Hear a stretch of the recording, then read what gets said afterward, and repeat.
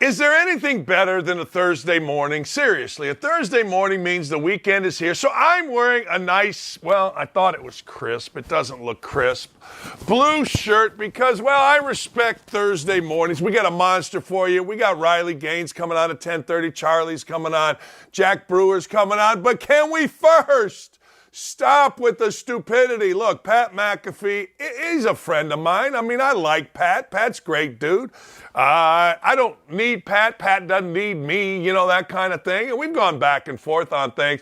But can we stop with the stupidity of ESPN is going to change Pat McAfee? At its core, Pat McAfee's show is smart, it's fun, it's informative. At its outlier, it's raunchy. That's the outlier. That's not the show. So, all right, our friend and former colleague Paul Kuharsky put this tweet out this morning, and I want to address this because I got a lot of respect for Paul. Go ahead and show what they got. This shirt looks terrible. I look like an old man. ESPN will change Pat McAfee. It's just what happens. Can't blame him for taking the payday while people are about to get fired. Now, that's the media thing in Paul. While people are about to get fired, that doesn't affect Pat McAfee. That's not why Pat McAfee went to ESPN. Pat McAfee went to ESPN, and sure, he got a ton of green, but let's be honest, if you're going to do a sports show in the morning, other than being on OutKick, you want to be on ESPN. I mean, let's be honest, you are become a superstar. You know, Stephen A. Smith, who went from being fired on Fox Radio or whatever radio he got fired from, is now talking about running for political office. And it's not Pat's fault that people are being laid off. ESPN should pay for top-tier talent, and ESPN will always kiss the backside of top-tier talent. You've seen it forever with Billis.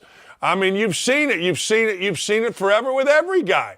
They will kiss the backside of top-tier talent, and he believes things won't change, but give it time, it will change. See, I disagree with that part, and Paul. I was there 10 years. I know all the particulars. When you are top-tier talent, like Bayless was, like Smith is, like Greenberg, they don't change it. They don't change it. You know, people respond, well, the first time he's got to give an apology. Well, okay, big deal. Who cares? But that's not what McAfee's show is. McAfee's show is smart, it's informative, and it is entertaining and fun. It's not raunchy. I mean, sure, he drops F-bombs on YouTube, but what big deal? Okay, don't drop an F-bomb. Fine. I mean, seriously. Well, I mean, I get a kick out of it. So many people, I've seen this forever. Look, when he went to game day, he energized the entire thing. I've said this before, I'll say this again. You look at the game day set and who's interesting. Herbie, you know, they try to make him out to be a coach. Never been a coach. Okay, his dad was a coach, but that's not being a coach. Urban Meyer's segment on coaching crushes anything done on game day. The energy of game day is great. The anticipation, Reese Davis is fantastic. Desmond Howard showed himself to be a bit of a racist. Pollock adds nothing. The coach, I love him, but come on, Herbie, I mean, and the ladies that are on there, there's nothing there.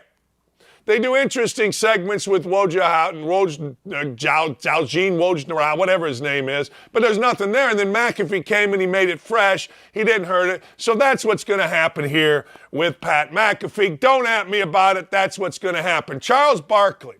So the other day, J.J. Redick is on one of those shows, and he started talking about, well, we're coming after John Morant because of guns. The governor of Texas is responsible for deaths, and, you know, another former player. Like, you got to understand about J.J. Redick, this is true.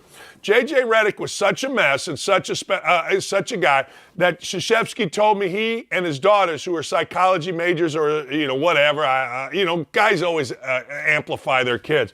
But he said that J.J. Redick's day had to be scripted. Wake up at 7, 7:02, brush your teeth, 7:04, take a shower, 7:08, wash your hair, blah, blah, blah, blah, blah, blah, blah, blah.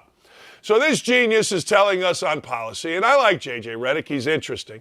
But the truth of the matter is, what John Morant did has nothing to do with the governor of Texas, has nothing to do with whether or not he broke a law. It has to do with you are part of a billion-dollar industry, and there are standards in that industry. Now, I don't give a damn. Hey, look, Pat McAfee will have a problem if he's on a video waving a gun around. I would have a problem if I'm on a video waving a gun around. Here was Charles Barkley's reaction, and I love the first part because he says he doesn't watch. He says he goes to movies by himself and doesn't watch anything. He's full of crap. Here's Sir Charles's response to J.J. Redick. Well, first of all, I got to say something, man. We got some idiots, some fools, some jackasses on television that really just piss me off. Talking about Josh should make a stand saying he didn't break any laws. He didn't do anything wrong. We're in a state where you can carry your gun. Those guys are just freaking idiots. And I only say freaking because y'all won't let me say what I want to say. We don't pay for it. It pisses me off when I hear guys say that, yo, man, when you're making $100 million a year to play sports, your life changes. There are certain rules and regulations you have to live by, plain and simple. You can't do stupid stuff. That's the trade-off. Now, if you want to do all that stuff and give all that money back, more power to you. You can make that stand. Say, you know what, I want to do what I want to do. I want to flash my gun and make videos and do things. Okay, that's fine. But you can't make money on the NBA doing this stuff. He's exactly right. I mean, you're a part of an industry. You're going to make all this money. You're going to be the face. You're going to be an example. NBA players always tell me, I'm a man. Every athlete always tells me, I'm a man. I'm a grown-ass man. Well, then act like it. You're getting paid like a grown-ass man. You're getting paid, actually, like a high-end CEO, and you're in a billion-dollar industry. And there are certain standards of that industry. Hell, even, I don't know, Ray Rice never played again after it was shown him dragging his girlfriend or wife, whatever, out of an elevator, beating the hell out of her. I mean, what are we doing? You got to have certain standards. And when you have been warned, hell, this goes back to grade school. When you have been warned by the principal not to do something and then you go out and do it again, man, you didn't break any laws. Yeah, but you know what? You violated what the league or what the school or what the business or what the culture of the industry is all about. And it's plain and simple, is it not? So I love the fact that Barkley stands up. I love the fact that Barkley isn't afraid to call out people. I don't want him calling me out because, hell, you know what? Barkley's usually right, which means that I would be wrong. Seriously. I mean, Barkley is normally 100% right. He is. And I don't want him coming at me because I would probably be wrong. But he's absolutely right. I mean, I get it. We all get it. I don't think this is pandering by Redick, though. I think when the Indy Star, I'm going to get my daily shot at the Indy Star. When the Indy Star, Greg Doyle writes something, it's totally pandering. When Joe Biden says something at a historically black college, I think it's totally pandering. I do. I think it's a white guy pandering because that's all they got. But I don't think J.J. Redick is one of those guys. I think J.J. Redick is a guy that has his own thoughts, and J.J. Redick is a guy that is very calm in expressing those thoughts, except he did get all fired up about this. So good for him. Everybody can get fired up. Everybody can get mad. Everybody can say, hey, look, this is my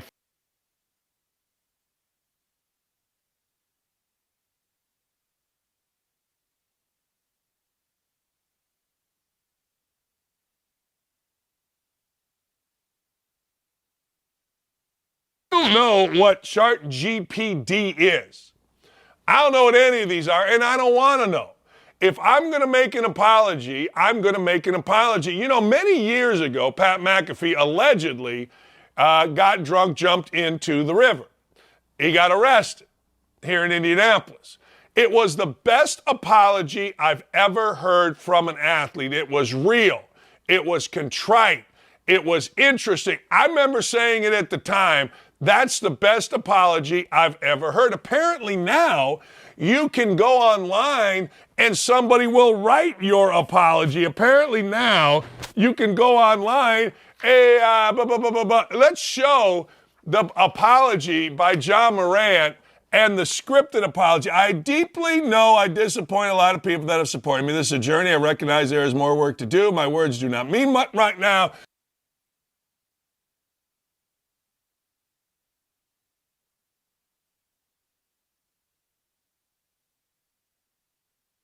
Run DMC or whatever the hell it's called, GPD. Now let's see, do we have Morant's apology up there? Morant's apology is unbelievable. I know I've disappointed a lot of people who supported me. This is a journey. I recognize there's more words to do, my voice to move, but I take full accountability. I'm committed to continue to work on myself. This idiot couldn't even come up with his own apology. He couldn't even come up with his own sentences. Couldn't even do it. Like, I go back to McAfee. McAfee, I don't know what year it was. Whenever he got drafted, he was a rookie. Whatever it was, McAfee gave the best apology. This is idiotic. This dude is like a kid that plagiarizes or goes to the test file at the fraternity house and finds the right test, and the professor writes the same test as a few years ago. This is unbelievable. Can we show it again? I mean, look how it's exactly the same thing. It is. I deeply know I've disappointed a lot of people who have supported me. This is a journey. I recognize there's more work to do. My words may not mean much right now, but I take full accountability for my actions. I'm committed to continuing to work on myself. Now, let's go back to Morant. Does he deeply know I've disappointed? I know. Oh, he took out the deeply.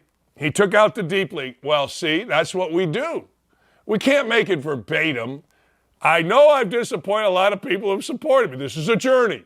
Okay. All right, journeyman. Man, this dude and his parents are awful. Well, man, you can't say. I just said it. They are awful. They are horrendous. They are ridiculous, these people.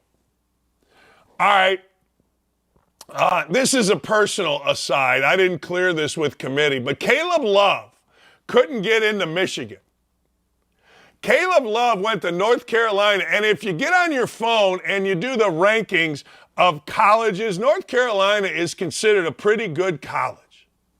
It's considered a really good college. Like U.S. News and World Report, top 20 public institutions. The dude has been there. He couldn't get into Michigan. What have I told you Sparty fans about Michigan? I said it years ago. Izzo went nuts. The world went nuts, but I told you. I told you, Michigan State fans and alumni, you only went to Michigan State because you couldn't get into Michigan. And don't bring Indiana into it, because Nogel Eastern, ladies and gentlemen, played basketball for 3.5 years or 3 years at Purdue. His mommy got mad. His mommy got on social media, and the dude transferred to Michigan. Guess what? A kid that was 3 years at Purdue couldn't get into Michigan. That's right. Don't at me, people. Indiana is the Harvard of the Midwest, or Harvard is the Indiana of the East. Michigan State alumni and students, you only go to Michigan State because, well, frankly, you couldn't get into Michigan. We know that. North Carolina, we've always known, and it's been proven that you guys do participate in academic fraud. Now, I don't think what North Carolina did back in the day was academic fraud. I think it was just simply, hey, look, this class is offered. What are you going to do? But Indiana continues to be a beacon, that's my point here, of education. Even though if you drive down the street, if you drive down Kirkwood, you stop your car, you're in college in Indiana, some provost walks out and says, hey, what degree do you want? Hey, don't worry about that. Don't worry about that. Look, at the end of the day, a guy from North Carolina and a guy from Purdue that have been at both places a couple, 3 years couldn't get into Michigan. And you think any of those little frat boys or criminals at Michigan State could get into Michigan? Stop it, stupid. None of them. None of them. Go green all day. You know who runs the rivalry. No, I'm not talking about sports. I'm talking about academics here. Look, it isn't my fault Indiana was too stupid in 08. It ain't my fault they're too dumb. I'm talking about academics here. I don't care if Izzo. I'm talking about real world stuff. Like, let's be honest. You go to Indiana, you're set for life. You go to Michigan State, you hope a Michigan guy hires you. I mean, that's the world we live in. Are you kidding me? Write something that Dan Dakich should do on the show. Hits 100 likes today. If the show hits 100 likes today, I suggest Dan Dakich takes a moment to express, what? I think I do that every day. What? What? I do this every day. What are you talking about? Huh? Smash that damn like button every day. In fact, Sean Black, checks in the mail, baby. 250 bones. I want to be a Grand Slam sponsor of your golf tournament. Check is in the mail, El Presidente. Yeah. I like Izzo too, but don't at me, people. Do not at me. ChatGPT. Is that ChatGPT? See that? See that? Yeah. That's how we roll around here. If we don't understand it, we go to ChatGPT. Hey, speaking of Sparty, the 22-year-old we've talked about, this is John Ho, who was tragically shot and paralyzed. Listen to this. This dude I love. We got to get John Ho on the show so we can tease him, right? Because he seems like a great dude.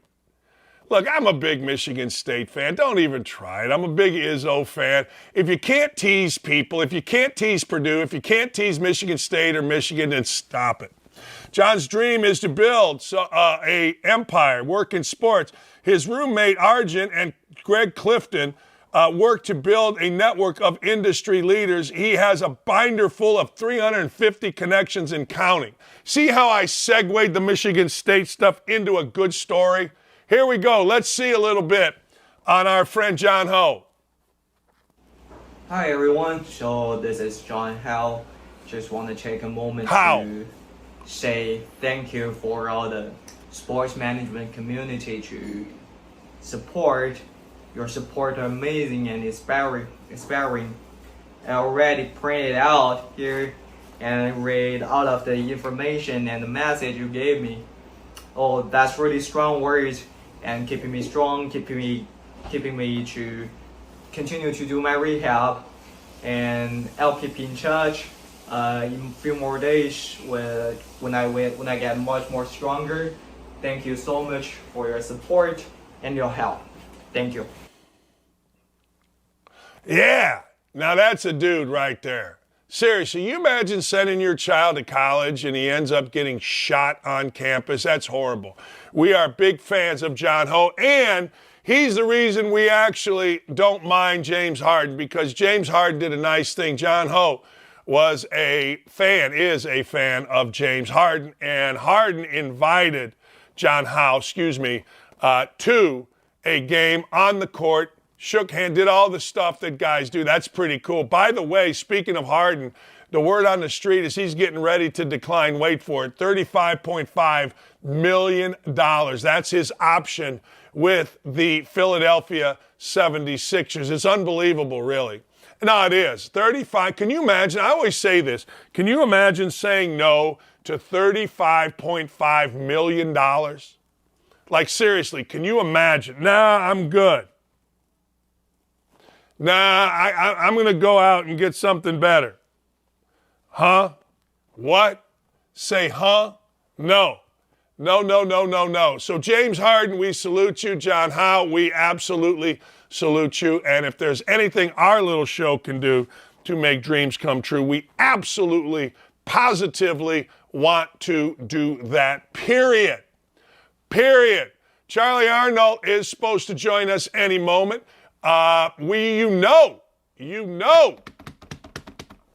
Riley Gaines is going to join us. She just got done testifying in front of Congress. I got to tell you, the world is nuts. Like, I don't get it. Today, Mike Freeman, the dumbest of all writers for USA Today, said, "Go woke, get broke" has always been a lie because the ratings in the NBA are up. Well, let me explain that to you. The ratings are up because we don't have to sit there and look at LeBron James with 2 pages into a Malcolm X book that he never read tell us about the world we live in. We don't have all kind of stuff. We get basketball. We get really good basketball. And I know that offends white people when I say that, but you know what? So what? White people, you get offended by everything, trying so damn hard to be something. Look, at the end of the day, when I sit down, it's like Jason Whitlock said, can we just have a basketball game? I don't have all the messages on the court. I don't see 1,000 different commercials. I don't. We're seeing unbelievable basketball by the best players in the history of the game on both teams right now, and it's fascinating theater, and the woke stuff got out of it, and next thing you know, we're watching good hoops. But it's not totally out. Charlie Arnold is going to have one of the great shows in the history of the world coming up at the end of the summer before football season on this very network. But I got to get into this, Charlie. What in the hell is Adidas doing modeling men, I don't know, with their package swimsuits? What are we doing here? Yeah, well, it was really funny because the first thing that you see is the chest hair in the advertisement. It's not even like a focus on the bathing suit or the product or the apparel. It's a focus on the fact that it is a man wearing the bathing suit. Adidas is purposely going out of their way to shame all of the people who have any type of a problem with women not being used for women's products.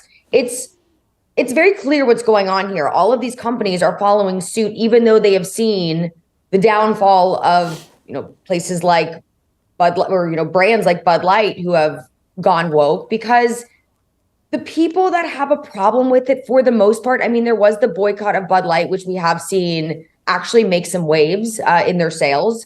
But for the most part, a lot of people aren't speaking out against these brands because they're too scared to speak out against these brands. And the only people that are really creating all of the buzz as far as encouraging places like Adidas to do these type of things are the woke crowd, because Adidas knows that they're going to probably feel it just as much from those who are pushing brands to do ridiculous things like these. So I don't know. It's like brands are almost caught between a rock and a hard place because they're like, oh, well, all the other brands are doing it. Nike has gone woke. So if we don't show our support to the transgender community, we're going to be seen as being the bigots. And I feel like that's the train everyone has gotten on.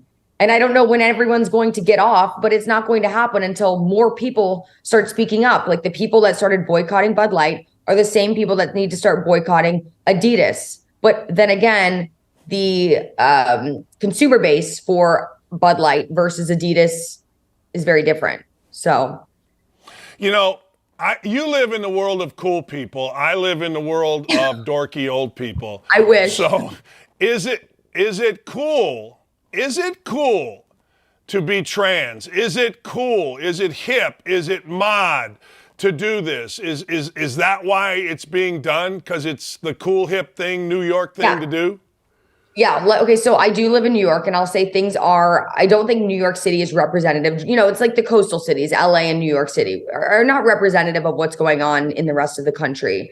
But here in New York, yes, it is, I would say, very uncommon to walk down the street and not see someone who is transgender or very obviously gay or, just,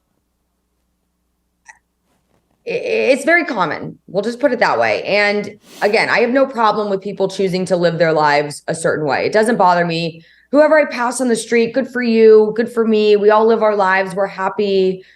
We can coexist peacefully, all good. The problem here is that you have these brands that are bending over backwards to appease one community and then not give a crap about the other.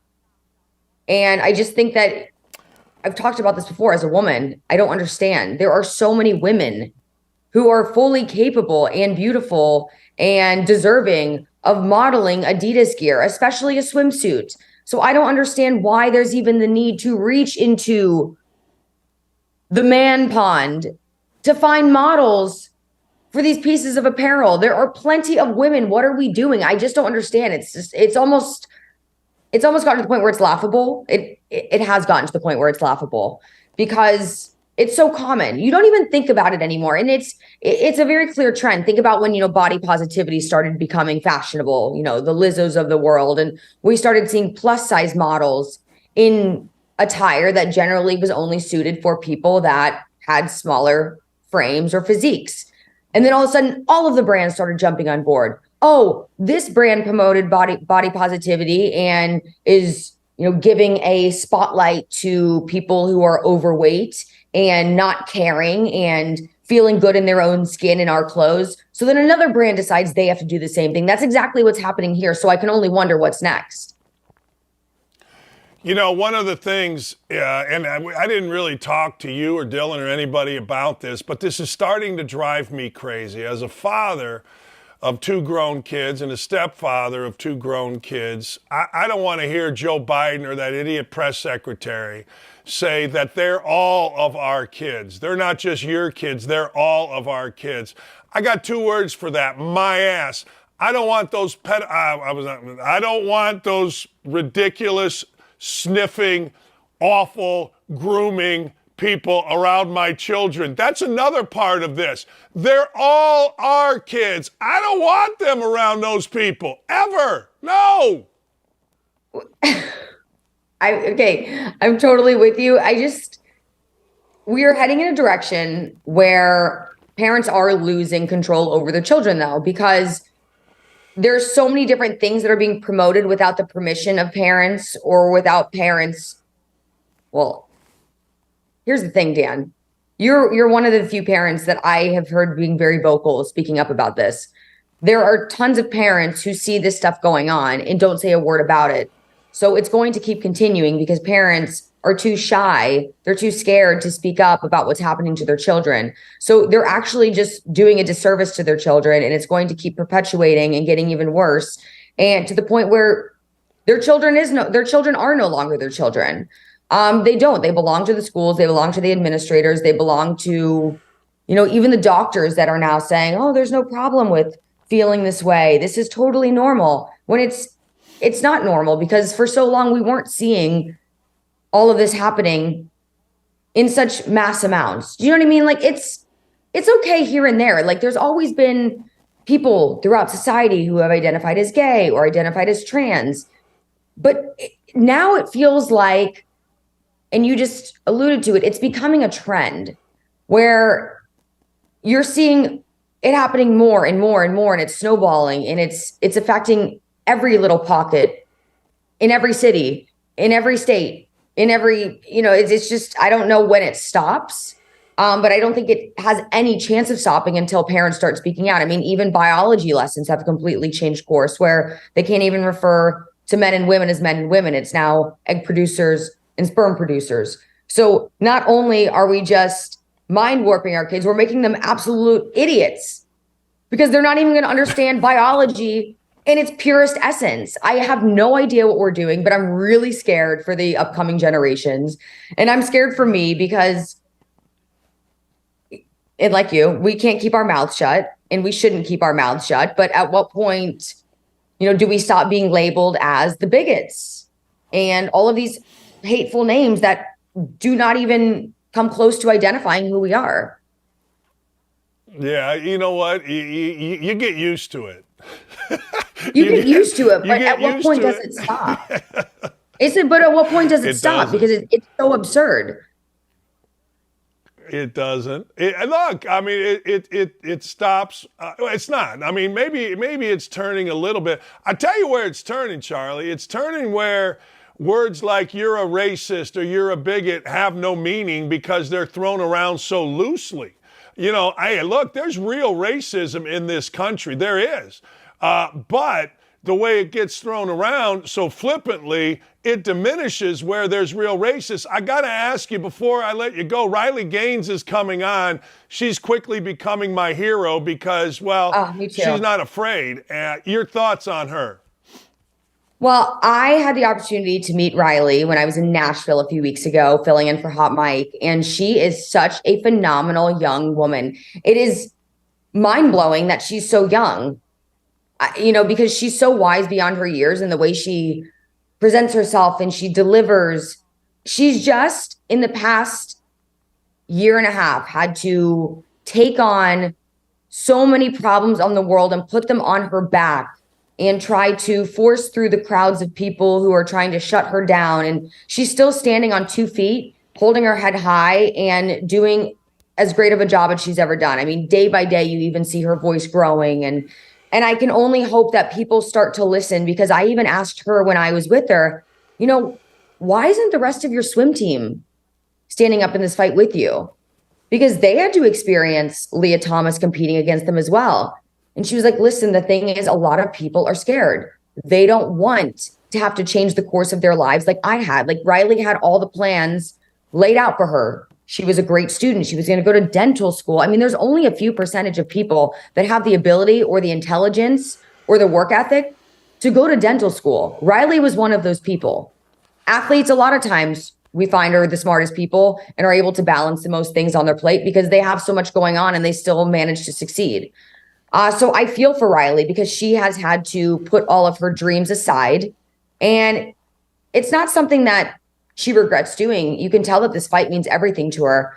So I totally respect it, but her teammates don't want to take that same route. They don't want the same detour that she's had to take. They want to graduate from college or finish college. They want to go on to pursue the professions that they always intended to. They want to be able to raise their families normally without people shouting things at them while they're walking the aisles of the grocery store, while they're out on the sidewalks, while they're in their cars. Riley, for example, held hostage. We're now hearing her testimony at San Diego State University. It's just crazy that things like this are allowed to happen because Riley Gaines is standing up for something that a lot of people believe in, and everyone is just too scared to speak out. So Riley is made to look like the bad guy and not even given the proper protection when she needs it against the truly hateful people like the protesters, the transgenders that we saw at San Diego State University. I agree. You can sit there and say, hey, look, I'm really inclusive, but if you don't or I don't agree with you, then I'm going to throw things at you. That doesn't seem inclusive to me. No, it's not. But it's like the people that are say it. Yeah, it's the people that are accusing and throwing around the words bigot the most and racist and transphobe the most that are actually the most hateful people that exist. No question. It's either their way or no way. Question. Yeah. That is no question about it. I used to love, I forget who did it, but a guy, like some guy on one of the shows would go to the convention, the Democratic convention, and hold up a sign for a Republican, and people would fight him, tear it up, do all this stuff, and go to the Republican convention and hold up a sign of a Democratic candidate, and people would be like, oh, hey, how you doing? I always love that. Now, I know things can be edited, but it was really reflective of how the world works. But I will say this, conservatives, Republicans need to get off their ass and start fighting back. They absolutely do. And I think just pointing the fingers at parents right now to start leading the way, because our children are at risk here. And your children will no longer be your children, as Joe Biden has already explicitly stated. He truly believes that. He truly believes that no one's child is their own anymore. And until we start to prove him wrong, then all bets are off. And it's just going to be a really scary place for children to continue to grow up, for new children to continue to be born. And Dan, I'll just let you know, when I have kids, I've got some plans for them. They are going to be locked up in the house, not allowed to go anywhere. They will not have access to screens. I'm telling you that right now. I'm not letting them on social media as far as, what I can control until they're at an age where they're understanding enough to know what's right and wrong. And if they so much as try to express, Mom, I think that I might be a boy and I'm a girl, we will shut that down real quick. I have said my wife was a tomboy. My wife played football in 3rd, 4th grade, tackle football, because the boys said Lee's the fastest, best athlete, and she's convinced that the teachers would have called her in.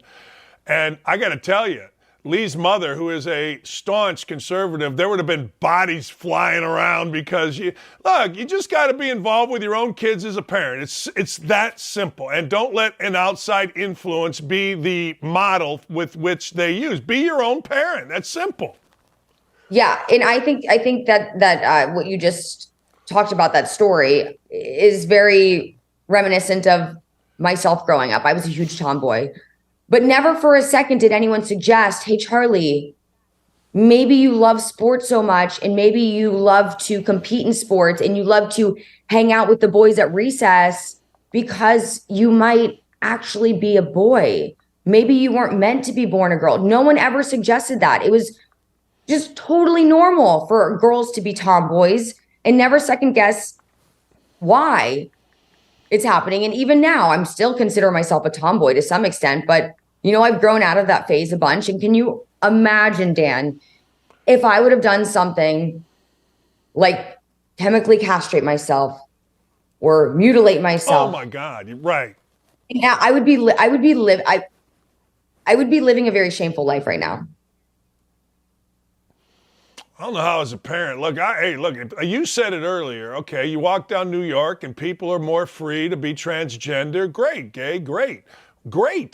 But not at 8 years old. I mean, you can't even pick your freaking bedtime at 8 years old, 10 years old, 12 years old, 14 years old, much less your gender. I mean, common sense, it just doesn't make sense. Charlie, when's the show starting? Let's go.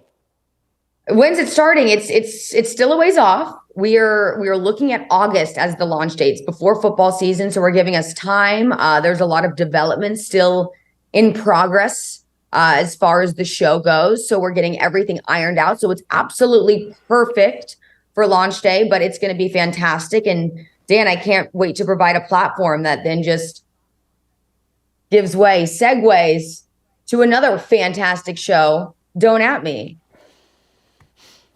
We're not messing around on this channel. We're here to take over the world of common sense, Charlie. I can't wait. Thank you. That's what we're doing. Thank you. Thanks, Charlie. What's that? Oh. No, thanks. That's what we're doing. We're taking over the world of common sense. Like, how do you allow Joe Biden, if you've paid any attention to Joe Biden, he's sniffing little girls, go read his niece's diary. How do you allow this guy to have any influence over your parent or your kids? Seriously. I mean, I don't know what to tell you, but if you do, you are an idiot. No, seriously, you're an idiot. If you let any of these people's ideology overtake you, then you're pretty much unfit to be a parent. Hey, the press secretary said, hey, look, these are our children. Really? Press secretary, you're going to be there for about, 10 more minutes, and I'm going to be the parent forever. These ain't your children. Mine aren't. My stepkids aren't. I'll fight you over both. I'll fight you over all my family. Everybody, nieces, nephews. These ain't your kids. It's a nice, cute little saying that you got, but it's crap. And that's what this idiot said. I'm not having it. We'll be right back. I got a monster show for you today. Tell your friends. Let's get this rocking and rolling. But recently, many people on the right have been accusing myself and Chris of being paid by the DNC, and we just wanted to come on and say that's an incredibly dumb thing to think. And look, if the DNC is handing out checks, we should be first in line to receive them, but that's simply not happening, and we haven't received a dime from the DNC. And we want to make it clear, we're perfectly happy to work with organizations that share our vision. So if someone reached out to us and say, hey, we're trying to make sure the environment is protected, would love to work with them. But we are simply not working with the DNC, and we want to reiterate that everything that's been posted on social media is public information.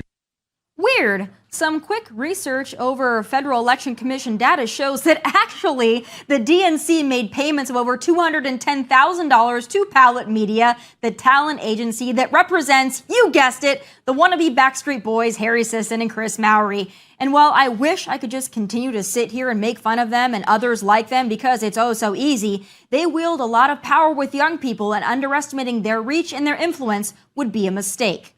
As Republicans, conservatives, Trumpers, ultra megas, whatever you want to call us, we cannot ignore this, and we cannot ignore Gen Z or millennial voters any longer.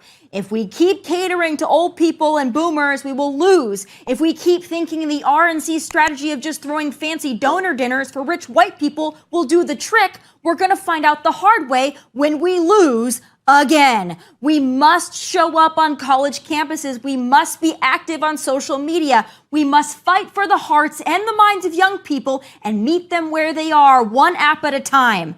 I've dedicated much of my career to that very goal, and y'all know I'm going to fight like hell to reach them, but I can't do it alone.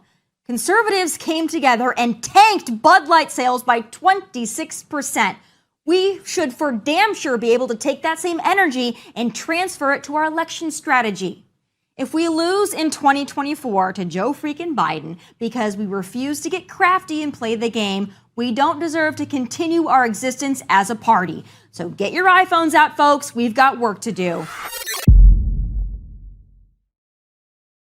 I'm ready. I don't know what I'm talking about.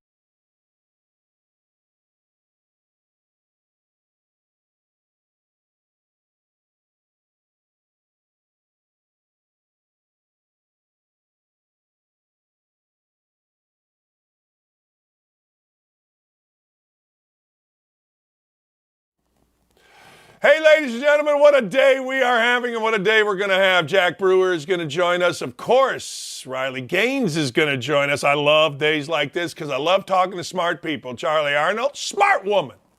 Damn right. And her show is going to blast off and we're all going to be better for it. Heat Celtics last night, baby. I don't know.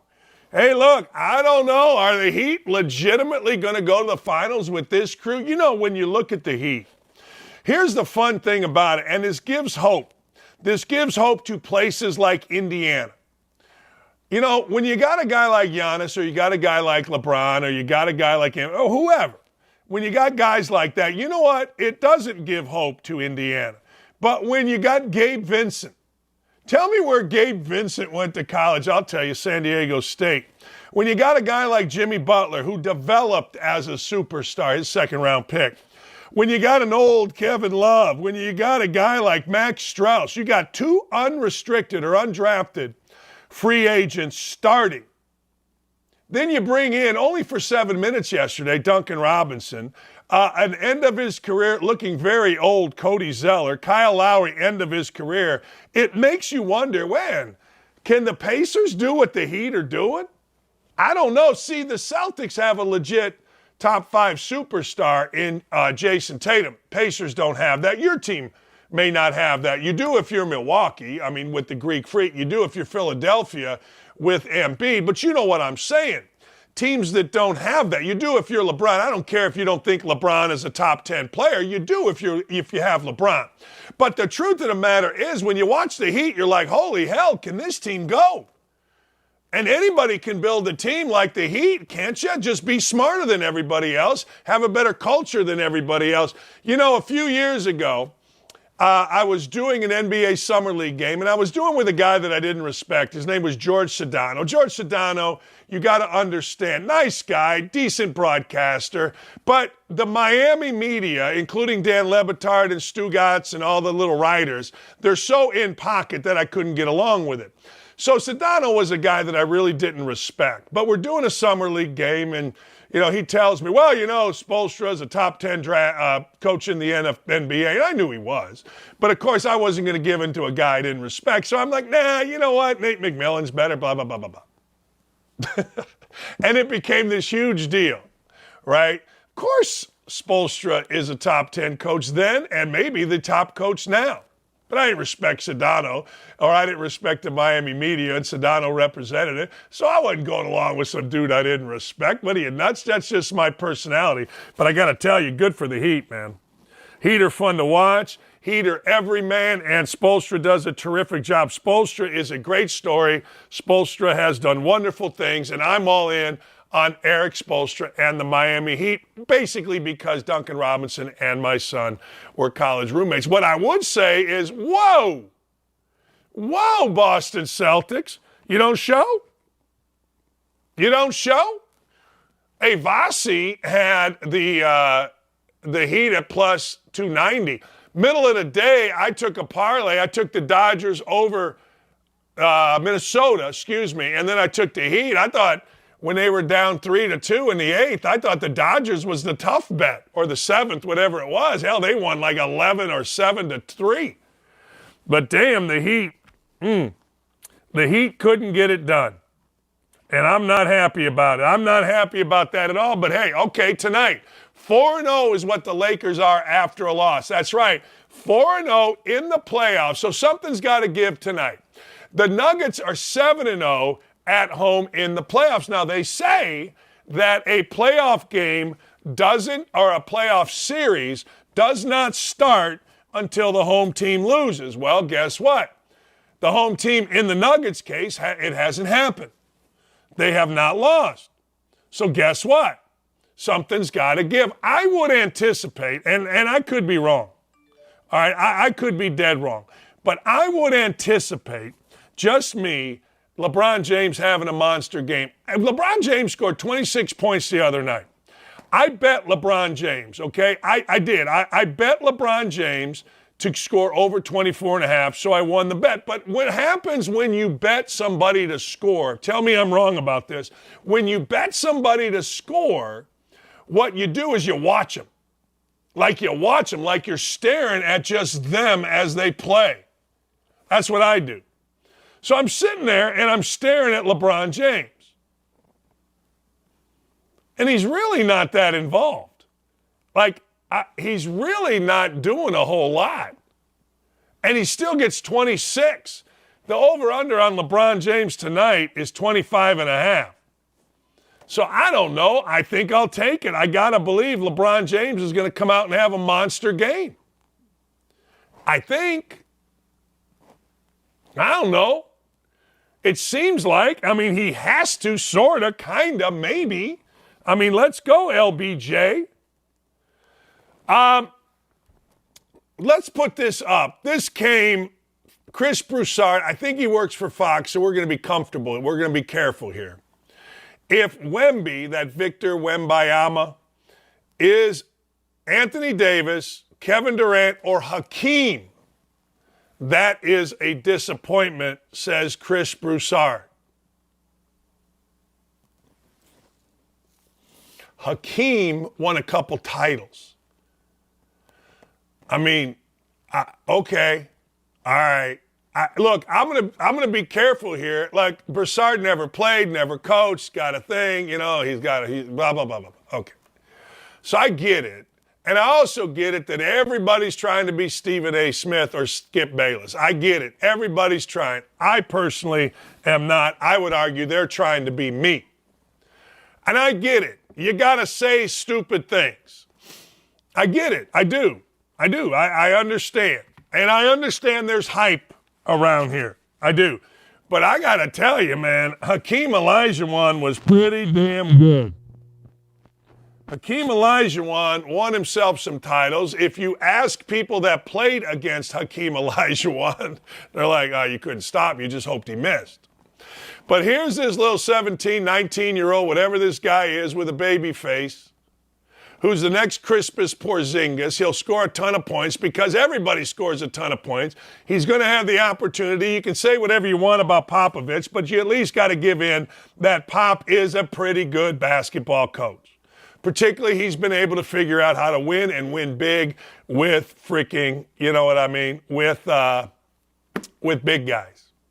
He has. You can say whatever you like, but the dude has. He's won with Duncan. He's won with Robinson. He's won with both. But this is a dumb tweet. And you know what? I get it. I do. I get it. Everybody's trying so hard to be Stephen A. Smith. Everybody's trying so hard to be Skip Bayless. I get accused of this all the time. We are trying to be Skip Bayless. I've always said this. What I'm going to give you is this. I'm going to give you the truth as I see it based on my experiences. That's what I'm going to give you. And if you don't like it, I don't blame you. Hell, I don't blame you even a little bit. But if you like it, then good for you. Seriously, good for you. Let me go through this. Did you know this? That America's fastest growing sport, do you know what it is? Pickleball, baby. Yeah. Pickleball is coming to Amazon TV, just like the NFL. That's right. I compared pickleball to the NFL. Now listen to this. The Professional Pickleball Association, the PPA, and Amazon Prime Video have announced a multi-year deal to stream not one, not two, not three, but 4 events per year. That's right, 4 events coming to the same network that is bringing you Thursday Night Football or NFL football. That's right. Yeah. So there you go. Pickleball. Like Lee and I play one-on-one pickleball, and it's hard. Like one-on-one is hard. I'm not going to lie to you. There ain't nothing easy about one-on-one pickleball. But 2-on-2, you got to have touch. I'm going to get into the PPA. I am. There's no way you can tell me with these hands. See these hands? These hands are a surgeon's hands. There's no way you can tell me that I can't compete with these guys, although these guys look pretty young. And they look pretty good. Hey, the new NCAA college football video game will feature the name and likenesses of real players. I saw this yesterday. Let me ask you a question. Very simple. It said players that are going to allow their name, image, and likeness to be on this will be compensated. Those that don't won't. Why would you not allow yourself to be on this game?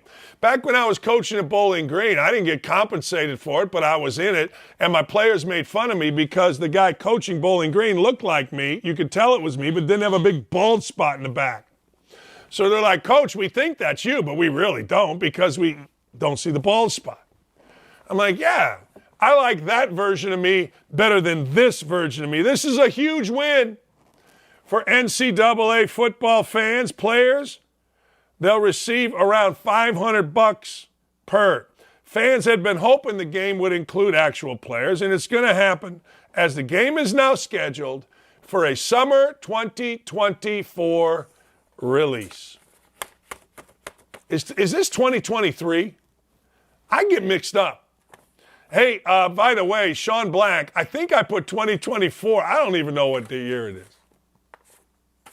I think it's 2023. Drives me nuts. Parents, watch this video. I disagree with Curt Schilling here, somewhat. Not totally, somewhat. Curt Schilling's got some truth to sports parents. Paying for travel leagues is a waste of time and money. Let's see from Curt Schilling. Okay, we're loading it right now. Look, I paid for travel baseball. I paid for travel basketball. I coached travel baseball. I coached travel basketball, and I loved it. My kids loved it. They made lifelong friends. I had a great time. Look, I knew, like I would tell the travel coach, look, here's the deal. I knew Major League Baseball players. Barry Jones I played with. He was the guy who set the record for holds when Bobby Thigpen set the all-time record for saves in Major League Baseball. I knew Barry Jones was going to be a Major League Baseball pitcher. I knew Dan Plesac when we were 12 was going to be a Major League Baseball pitcher. We knew this. I mean, you can see it. You're like, wait a second here. I knew Joe, his brother, was going to be a Major League Baseball prospect. Now, Joe got hurt in the minors, but Joe was a Major League Baseball pitcher. Are you kidding me? Are you nuts? We knew. I knew my son wasn't. My son threw hard as a little leaguer, but I knew he didn't have the pop that guys have. So I told the little league coach, and I'm like, wear his arm out. He's not going to pitch when he's in college. Who cares? Let him have fun, striking kids out. I don't care. A lot of guys are, well, you got to save his arm. Like, what are you saving a kid's arm for? I'm not. What? Well, I remember telling my high school coach, the greatest coach in the history of high school baseball in the state of Indiana, Dave Pisker, I go, Dave, my arm's killing me, but who cares? I'll get these guys out. What am I going to do? I'm not pitching in college. There's no way. I threw pus. I threw a little bit of this, a little bit of that, something over the top, maybe a little three-finger circle change, Mario Soto. You kidding me? Wasn't pitching anywhere. I knew my last day pitching was going to be my last day in high school. What are you talking about? So getting out there and pitching, hey, why not? You got to. But anyway, if we don't have the Schilling, we'll continue on. Let me know when we had it. But hey, look, so you know what? If you want to pay for travel ball, have a great time. I got great memories of husbands and wives and families in hotels. We're drinking beers. We're laughing. All my neighbors' kids were on the team. Never went to practice. Ride your bike to practice. Get your ass going to practice. But anyway, Curt Schilling believes it's a waste of time. That's fine. That's great. Good for Curt Schilling. I personally, me, my wife, my kids, we enjoyed the experience. My daughter, her friends were on the trip. We called it the sorority. They were, 8, 10. at the hotel pool. We had a blast. So if that's bad, that's bad. I had a blast coaching them. What are you going to do? I don't know. Anyway, that's my take on it. If we get Kurt's video by the time we go to break, we'll show it. And by the way, Kurt has a terrific show going on. Kurt, the video's giving him fig. Kurt's show on here is terrific. And by the way, Tommy is going to have, and I always say his name wrong, Matt Araza, the punter god, is coming to OutKick with Tommy Lauren. Tommy is going to have him, let's see, tonight, 7 o'clock on OutKick. Tommy Lauren is fearless. The punter god, I can't wait to hear what he has to say. I think it's going to be terrific. I do. I think it's going to be awesome. I think that, look, I hope he rips everybody. We cannot stay silent. We cannot.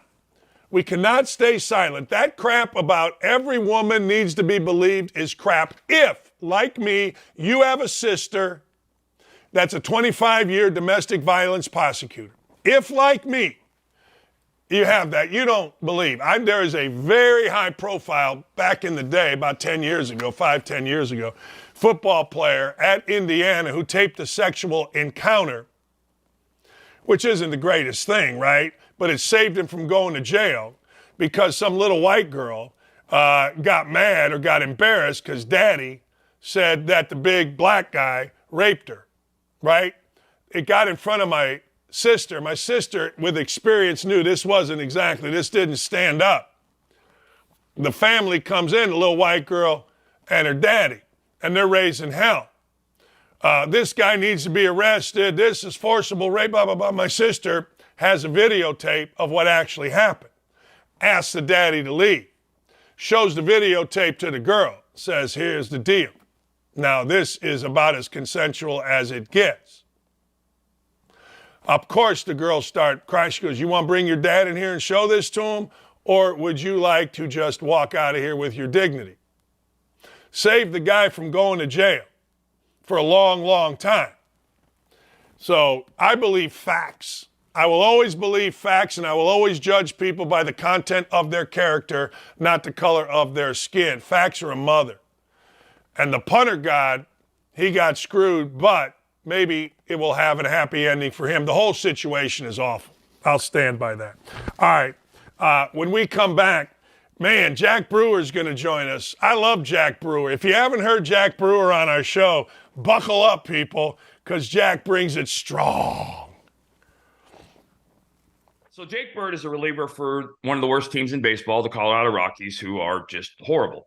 And apparently this middle reliever who was called up for called up to the big leagues for the first time this year. So he's toiled and worked his butt off. Decided he was going to pull a little old school, going to date myself, Al Hrabosky, and challenge and act like an idiot on the mound because he got an out. He did that against the Phillies. And in doing so, Bryce Harper took exception and went basically to the Rockies bench and said, let's fight.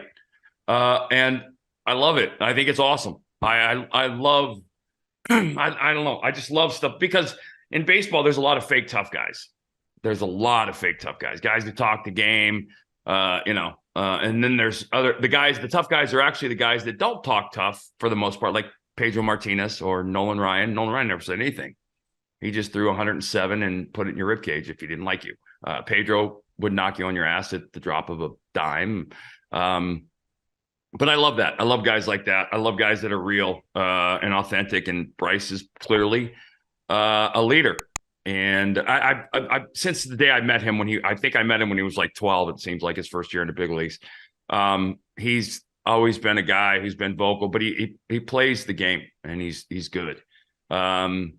And the other stuff is the chromey stuff that's the modern day game and what they love and all the things that go with that. But the guy plays hurt, plays as hard as he can. And I think he gives it everything. And I loved it. I thought it was a great thing. I thought it was a good thing for the Phillies who need a little kick in the ass. And then there was he got ejected. Bird got ejected. Rockies won the game 4-0 to avoid a sweep. But none of that stuff matters. That's kind of the thing that you I don't know about rally around, but it just cements the guy's.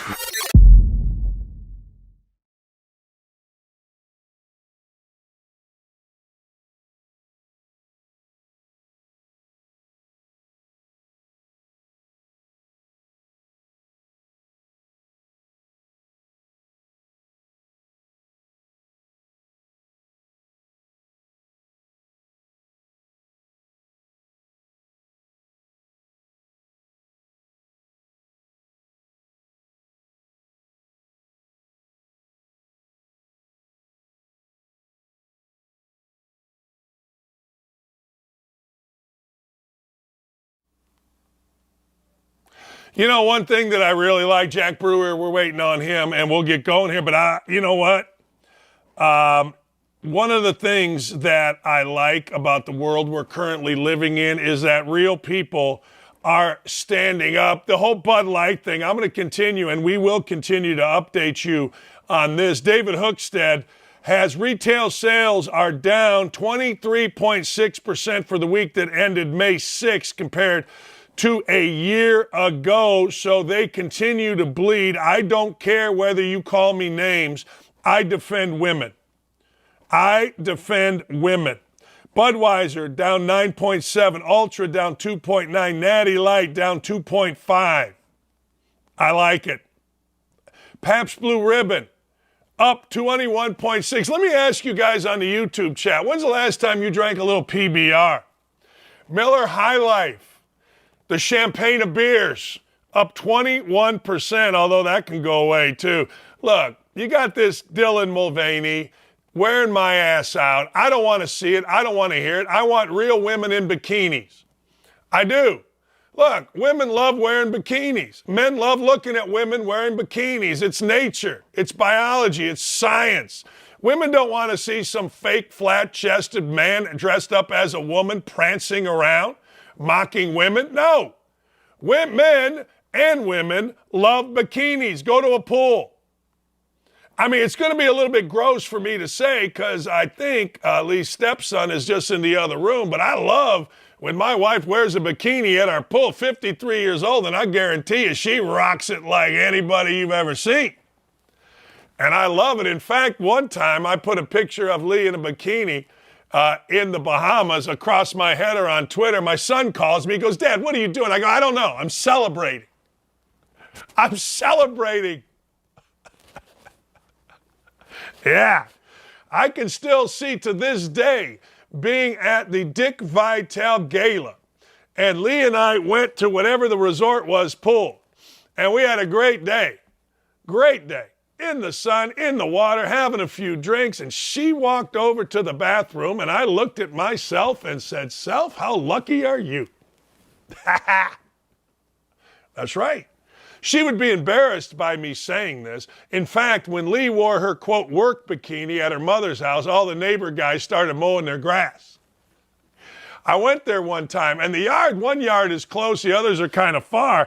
And I went there one time, I go, "Lee, you know everybody's mowing their grass because you're out in a bikini." She's like, "Stop it." Lee is very, very, very, very, very, very modest about it. But hey, I got to tell you, that's the way the world works. That's the way it goes. That's it. And if you don't like it, I can't help you. So let's get back to the basics. Let's hire beautiful women in bikinis and let's sell some beer. Period. Make sense? We good? We don't need kind of women. We don't need men. We need women in bikinis. And if that makes me sexist, I don't know. All I know is this. Danica Patrick is in a bikini playing golf. Danica Patrick on those GoDaddy commercials became a star, leaving you wonder if she was going to go les. They did. There was one of those GoDaddy commercials during the freaking Super Bowl where she and a woman looked like they were just about to smooch. And then, of course, it said, "Wait for the next one," or whatever the tease was. We're not stupid here. We understand the world. We understand biology. I don't care what some purple-haired fat-ass woman tells me that I'm a sexist. I could care less. Could care less. The Budweiser girls, legendary. That was a one-piece. Legendary as the Clydesdale. Name me a guy in their 50s or 60s that didn't have or know about the Farrah Fawcett poster, and she was in a one-piece.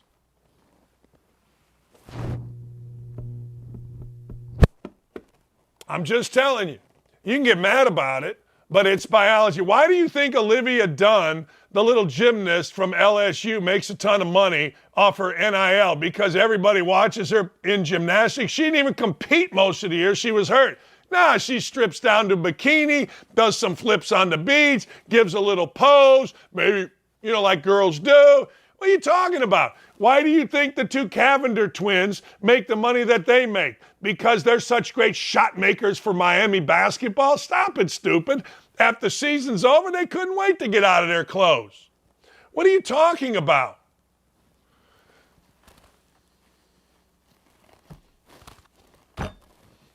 Seriously. I mean, we act like it's all bad. You're insane. This S, they're calling it, no, it's good stuff. It's the way God intended us all to be. All right, we're going to go with some damn awards. Dylan, don't at me awards. I don't know if you know this, but years ago, Randy Johnson, hey, let me know, Dylan, if we have the videos available, because I want to show people Zach Gallion going full Randy Johnson and taking out a bird while he's warming up. Do we have that video ready?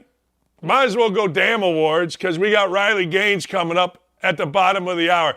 All right, let's show Randy Johnson part 2. By the way, Randy Johnson's girlfriend, when he was in Indianapolis, used to come down when they went on the road, when he was with the Indianapolis Indians. He used to come down and hang with old Double D. True story. Anyway, go ahead. Zach Gallen was, he couldn't wait to tell everybody as he made his way back from throwing a side session here, because he hit a bird. I'm an animal lover, so this hurts me, but in the spirit of Randy Johnson, I think you know where we're going with this. The bird is no longer with us. I know Zach Gallen took some time to recognize that, but he hit it with a curveball mid-air, mid-flight, and our cameras caught it. I got a bird that's currently banging into a window upstairs. I don't know why the bird's doing it, and anybody that has followed our show knows that back in the day, I had a hawk that was hitting me in the head. True story. Put me in the, well, not in the hospital. I went to the urgent care because it was bleeding. So I am not an animal person. I got a raccoon. I got raccoons living under my thing here. A little raccoon was sleeping on my steps, scared me to death. But I got to tell you, that's a 1 in a million shot, but we've seen it twice. So I ain't mad about it. All right. The latest videos, no matter what anybody is telling you, and I want you to watch this, no matter what anybody is telling you, the latest videos on the border, it's not women and children, ladies and gentlemen. It is not like, oh my God, these little dreamers. Oh my God. No. No, no, no, no, no, no, no, no, no. It is men, grown men, and criminals coming across the border. All right, let's go to video number 1. We got a couple here for you. Look at this. Look at these guys. Yeah. Where are they going?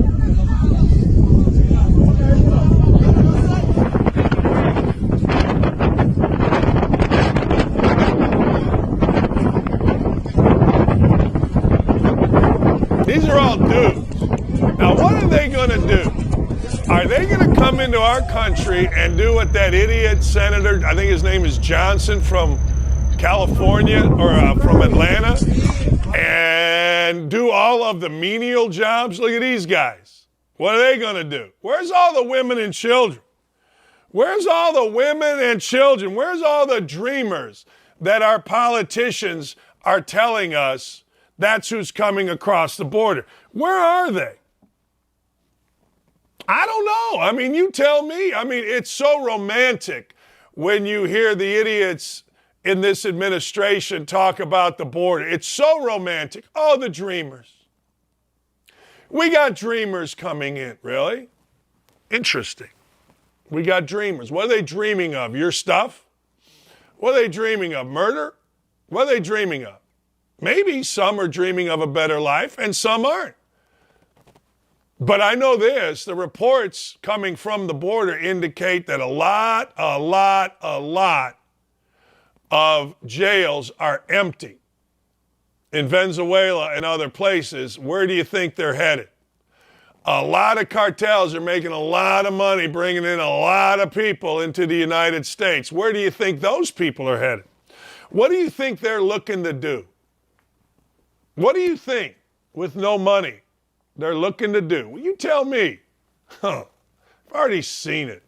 All you got to do is open up your eyes and open up your internet to something other than a TikTok video of a hot girl.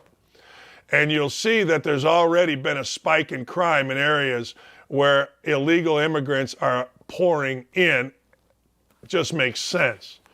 All right, rapper Drake says he sleeps on a $395,000 mattress made out of horsehair and stingray skin. Oh, baby, you go, Drake. $395,000 bed. I don't know what to say about that. This is a true story, though. When I moved into my house in Zionsville, for some reason, I don't know the reason, my ex-wife, we never really had money. And then between ESPN and the radio show, we had money. For some reason, and we laugh about it now, my ex-wife and I, my ex-wife bought an $800 shower curtain. Yes, I said that right. An $800 shower curtain. So fast forward, we moved from Zionsville to the house that we're in. Lee is throwing things out. The shower curtain looks like 3 miles of bad road. 800 miles. Or $800. So the house we live in now, Lee threw it out. Panic ensued. My daughter was all like, Dad, you know that thing cost $800? I go, no, it didn't. He goes, yeah, it did. I called my ex-wife. I go, did we pay $800 for a damn shower curtain? Yeah, remember? And now we laugh about it. But that shower curtain is not $395,000. Good for Drake. You got to have a mattress. Here's what you got to have in this world, my opinion. Your family, air conditioning, and a king-size bed. That's what you got to have, ladies and gentlemen. I was listening earlier today, I think Carton's show, they were like, would you rather have an iPhone or air conditioning? It's a no-brainer. You can throw that iPhone in the lake. I need air conditioning, king-size bed, and my family. I don't need new jeans. Anybody that knows me knows my clothes. I don't spend money on clothes. I need those 3 things. I need those 3 things, period. So I am all in on Drake. You need a big bed, you might as well go big. You got that kind of money, you might as well spend it on the essentials, and that is one of the essentials. All right, here's the deal. Nick Cannon's got 12 kids. We've talked about Nick Cannon. He's got 12, not 1, not 2, not 3, not 4, not 5, not 6, 7, 12. 12 kids. Now, Nick Cannon confessed that on Mother's Day, he screwed up cards to the moms. There's moms all over the place. I mean, he got baby mama drama coming at him from all sides with 12 kids. Here's what Nick Cannon said. I tried my best. I really did. I thought it would be really, really good to show people how you really feel. Write it down. As I'm writing a handwritten message, I get the cards mixed up. So now one baby mama reads the card about how I feel about the other baby mama. That's what we celebrate in this world. God bless you, Nick Cannon. You are all that's wrong in this world. You don't have any respect for the nuclear family, but hey, we're not allowed to criticize you, right? That is what we don't like, the nuclear family. We don't want the nuclear family. We want some idiot because he's on TV and got a little fame to go out and just start screwing to the tune of 12 kids. I don't care what you do. It don't matter to me.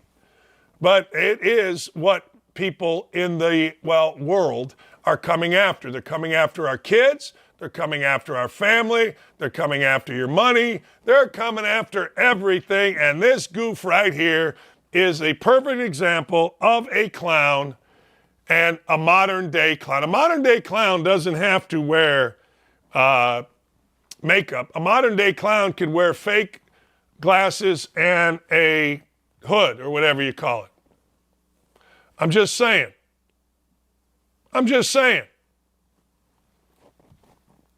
What can I tell you? That, ladies and gentlemen, is a modern day clown. Well, the baby mama's got to see what I didn't see, and it's like a joke. I'm telling you, we live in a third world country. You drive around, everybody's just stooping. That's all. Everybody just stooping. Nobody cares about the family. Nobody cares about it. I got the baby mamas mixed up. Good for you, man. God bless you. Riley Gaines coming up. Don't be afraid to like and subscribe because we bring it every day and we love bringing it to you. All right. I'm tired of something and I want to talk about it. NBA stars are starting to speak out on Wembanyama being the greatest prospect ever. Look, I'm going to say this again. I don't know. LeBron James had more pressure on him in high school, in the NBA, than maybe any player that I've ever seen. And by pressure, I mean this. LeBron James had to be historically great. He had to be a real guy. Championships. Look, he could have been anything. He could have been great. But the call for LeBron James was greatness, and he answered that call. It's interesting. I'm going back 100 years. There was a book called Season on the Brink, 1986. It highlighted a player named Damon Bailey. Damon Bailey was considered by Bob Knight, who at that point in time was considered the best college coach in the country. Bob Knight went to see Damon Bailey play as an 8th grader and decreed that Damon Bailey as an 8th grader was better than any guard that Bob Knight had on his current team. Okay. All right. Well, the current team had Steve Alford, who was a first-team All-American, but I digress. So Damon Bailey, the book is an all-time bestseller. John Feinstein did a great job writing the book. So guess what? Damon Bailey has all the pressure in the world as a high school kid.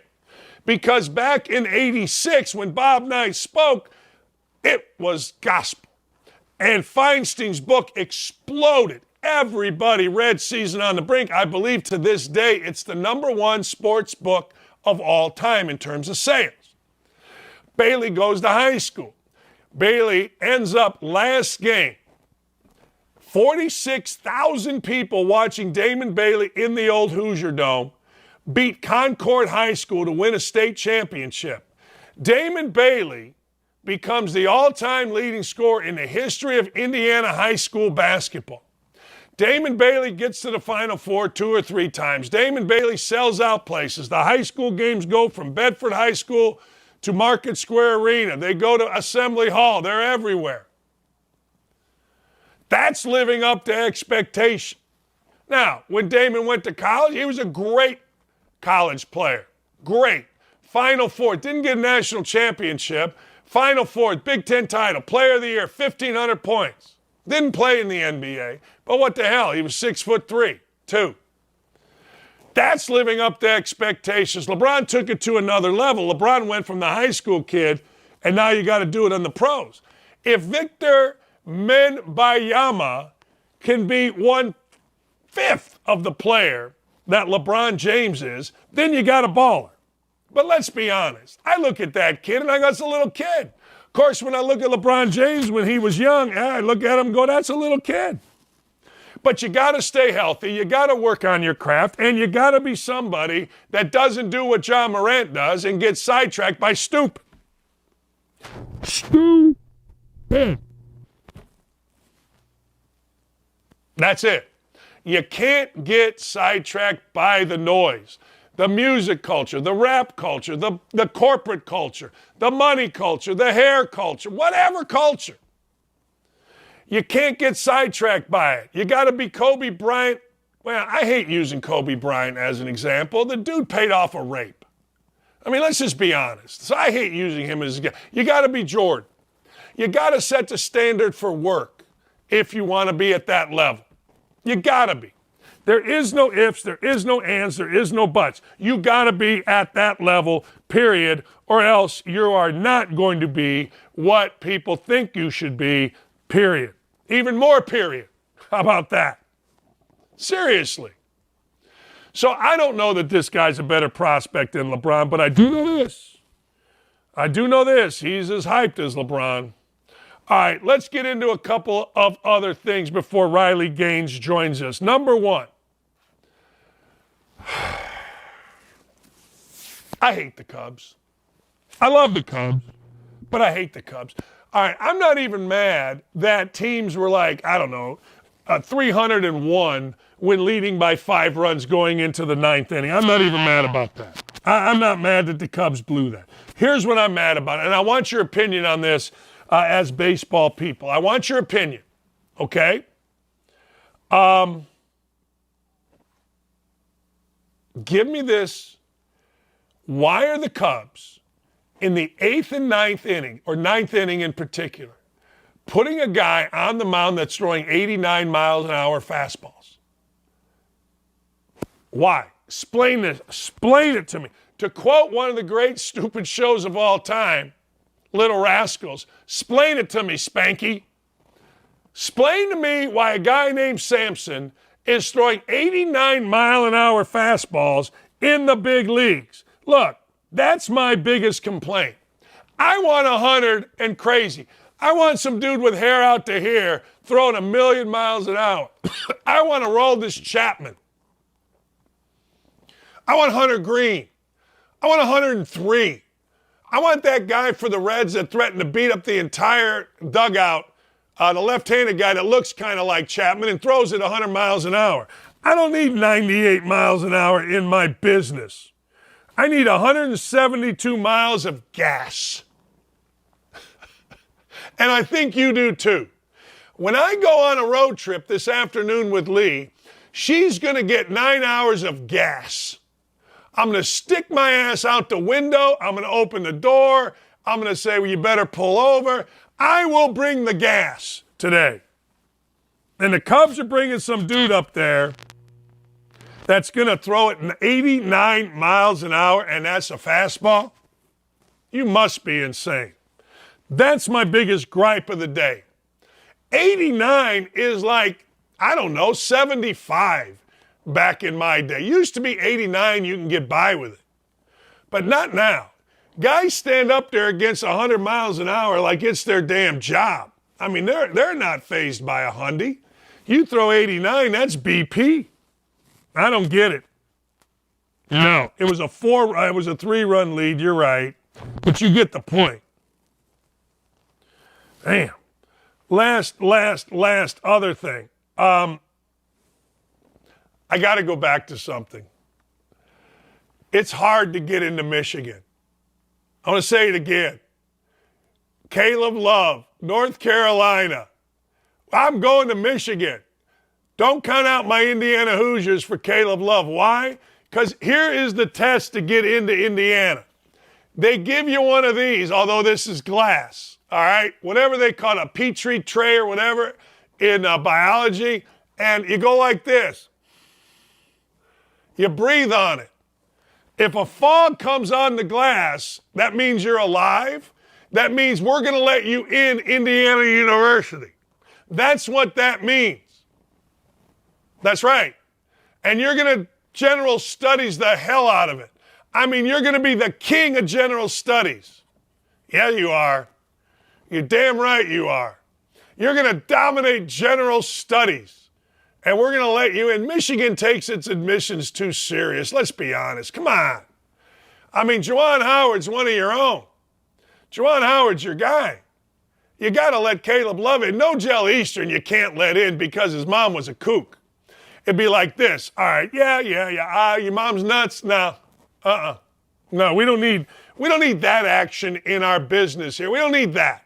I don't want that. But I got to tell you, serious business here. Caleb Love, you're in. You can make jump shots. You went to Carolina. That. It's embarrassing for Carolina, isn't it? Just like it was embarrassing for Purdue. Like, this dude has been in your school for 3 years. It's like Stetson Bennett. Stetson Bennett, 6 years at Georgia, can't get a degree? What are we doing? I mean, I get it. We don't hear about academics anymore in college sports. We don't hear about admissions or admission standards. But Stetson Bennett, baby, they're giving you 6 years. You're supposedly really smart. You're the quarterback, right? You're the cerebral guy. You're not the big arm guy. You're smarter than everybody else. You can read an Alabama defense like LeBron James can read Seuss. And you're sitting there and you can't get a degree? All right. Used to be that would go back on the coach. Used to be that would be like, well, the coach in his step. Not anymore, ladies and gentlemen. You, the people, have spoken. You've taken academics away from coaches. You've put it on the athletic department. And there you go. Hey, Dan, hope you know North Carolina is coming to the Big Ten soon. I'll make you a bet. I'll make you a bet that Oregon and Washington come to the Big Ten before North Carolina. Now, what would be the best for the Big Ten? North Carolina. Indiana might actually get a win in Big Ten football because Mac Brown is the most overrated coach in America, and Mac Brown better stop eating. Because last time I saw Mac Brown, it looked like if you put a pin in Mac Brown, he would go flying away. Stop eating. Mac Brown's a nice guy. Stop eating. Riley Gaines is the bravest woman in America. Every day she puts out, hey, where are all of you other high-profile women athletes? Come help me in the fight against transgenders infiltrating women's spaces. Nobody reacts. Nobody responds. Riley Gaines just got done speaking in front of Congress. Riley Gaines is unafraid. Riley Gaines is the perfect person to have on our show. She joins us coming up in 2 minutes. Where are you going? Put this out on Twitter. Get more people watching. This show's too good.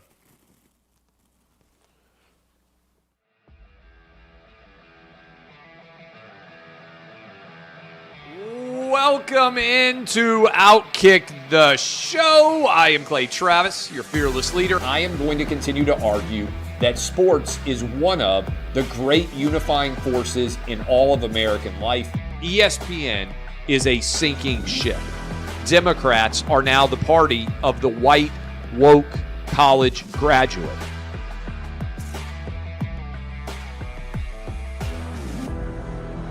We live in a land of participation trophies. You gotta lean into the turns. You really gotta lean into the turns. When Leah Thomas walked in that first day, it got silent, and every girl was uncomfortable. Very difficult to go back-to-back years in the NFL with the #1 overall pick. I've been out of LA long enough to have forgotten that libs, no matter how ridiculous the scenario, are gonna lib. Another week of inflation, another week with Biden with COVID, and another set of losers to crown. People don't watch the WNBA on TV, in person, on a plane, on a train, on a bus, or on purpose. The scary thing, Tommy, is in the history of this government, I've never seen them give anything back that they've taken. Oh no, they never do. And they won't. We've seen coaches throw water bottles. We've seen coaches act like idiots. We've seen coaches slap other coaches. But I think if you're involved in carjacking, you're inherently a rotten human being. The level of stupid that sometimes gets on our YouTube chat just gives me a headache. You're born a male, play with males. You're born a female, play with females. Don't at me about it, people. I believe this person is the greatest player anybody alive will ever see. How can you hate Derek Jeter? A guy's on-base percentage tells me his batting eye, and a guy's slugging percentage tells me if he's a threat. That's the kind of guy that throws a no-hitter, that effectively wild guy.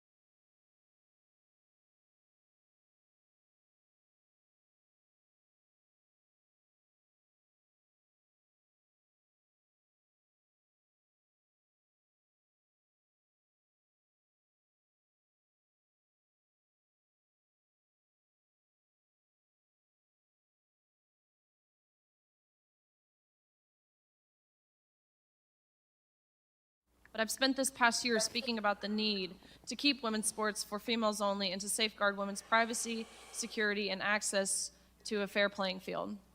The right to privacy and equal opportunities for women are not being protected by Title IX. Even worse than the efforts to dismantle Title IX are the efforts to silence and intimidate us through the use of every means available, whether that be fear, shame, threats, emotional blackmail, gaslighting, to try to keep us from speaking out against the efforts to deprive women of their rights. I believe the coerced silencing of women and men by college administrators who will not let us speak freely about injustices now being faced by women in sports is one of the most important free speech issues of our time. All right, before I get into what you just said, I got to ask you, I've always thought it would be fun, yet a bit intimidating to sit there with people behind you, all around you. I saw the video of your dad speaking to these guys. They try to put you in an intimidating setting, don't they? Absolutely, they do. This hearing, the video you saw, this hearing, it lasted over 3 hours, where people across the aisle are going for your throat. They want to trip you up. They want to ask you adverse questions that you don't know how to answer, which I'm fortunate to say this topic, women in sports, what I dealt with at San Francisco State University, you can't trip me up. Everything you throw at me, I either have a rebuttal or it's my lived experience to which you can't downplay. So I'm very fortunate. That's the number one thing. Like I always say, people get mad at me for this show, but I just express my experiences, and my experiences aren't going away. So You can't, I'm not lying, right? You're not up there. You don't have a narrative. You just have experience that you're expressing. That can't be tripped up. No, it can't. And that's something that I wish more people realized. I get called a bigot or transphobic all the time, but truthfully, I'm not even really sharing my opinions. I'm not even sharing anything other than the facts. And again, my lived personal experience where I was directly impacted. And if sharing that makes me a bigot, then it's as if they're clearly acknowledging what's happening is wrong. Your thing, and I want to get into this real quick, and then I want to get into the intimidation and those type of things. But your thing is very simple. I want people to understand. You are competing, and a dude is in the locker room, and other men, because of the NCAA and the people running events are so chicken blank, would have and could have and maybe did just walk right in a women's space, and nobody seems to understand this is what you're talking about. No, it's not would have, could have. It is did. In that locker room, first of all, at that national championships, we weren't forewarned we would be sharing this space. The only reason we became aware that we were is when we had to look at a 6'4", 22-year-old man, fully intact with male genitalia, be exposed to us, disrobe, and show that to a room full of undressed women. That is exactly what happened. That doesn't make me a bigot to say. It doesn't make me a bigot to want privacy, to not be violated or exploited in that way, to want respect, to want safety, and to want fairness. If that makes me a bigot, then so be it. I agree. And the NCAA's response was unbelievable. Tell them what the NCAA said. In regards to the locker room, the NCAA, when I saw this with my own eyes, I immediately left the locker room and I went up to one of the officials and I said, how was this allowed to happen? I understand the guidelines for the meet, which was simply 12 months of hormone suppression at the time, which is, we know that's not enough to mitigate male advantage. But I said, what are the guidelines for allowing someone of the opposite sex to be in a place where we're undressing? And nonchalantly, this guy said, oh, we just got around this by making the locker rooms unisex. To which I was thinking, okay, unisex? So any man could have walked into our locker room, any pervert who wanted to would have been able to? That's what you were subjecting us to? And bare minimum, we weren't forewarned about this? That was their response. It was an utter disregard towards women and our safety. Have you seen the new ad by Adidas where the first thing you see is a man with chest hair in a woman's bathing suit advertising women's swimwear?